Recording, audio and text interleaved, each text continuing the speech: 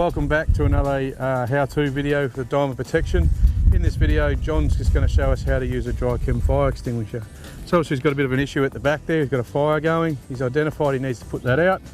He gets up to the extinguisher, has a look for the pressure gauge to make sure that the extinguisher does have enough pressure in it and the tags are still in. He then removes the safety pin straight out, gives it a test fire off to the side, make sure that it is going to work, upwind so he doesn't get a face full of it. Approaches the fire from upwind. He's going to be doing a sweeping motion and he's just going to lay that right into the top of it there, chasing it into the corners, and then what he's doing there is just making sure that he gets all the corners. Okay, turns around, comes back out and puts the extinguisher down. Once he's finished with the extinguisher, he just lays it on the ground. This time John's going to use a CO2 extinguisher. So same sort of technique, no gauge on this one though, so you'll be able to feel the weight in it, pull the tag out. Alright, so same method, we're using the pass method, P-A-S-S.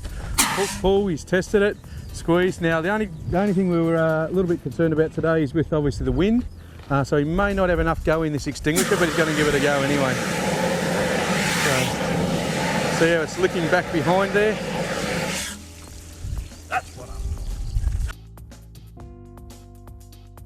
What we're going to show you here is a phlegm liquid fire with a water fire extinguisher. We do not recommend you do this, but we just want to show you the people what happens if you do use a water fire extinguisher on a phlegm liquid. Checks the gauge, pulls the pin, okay, gives it a squirt, make sure it's going to go.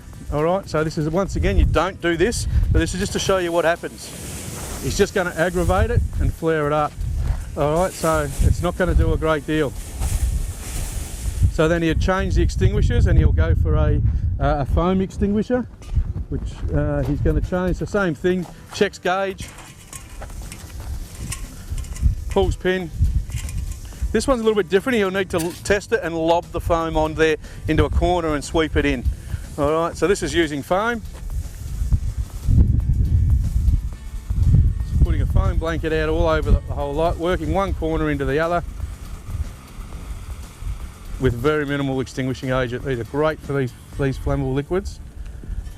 Well done. So a lot less effort with that one. So what you can see in this series, if you pick the right extinguisher, all right, with the right extinguishing agent in it, then you're going to get the best performance. So we don't recommend you do this at home. You would need to come to do one of our courses and we can put you through the same training that these guys have here.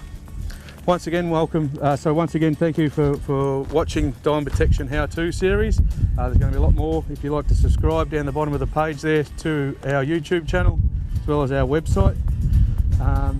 Once again, thanks from the training team.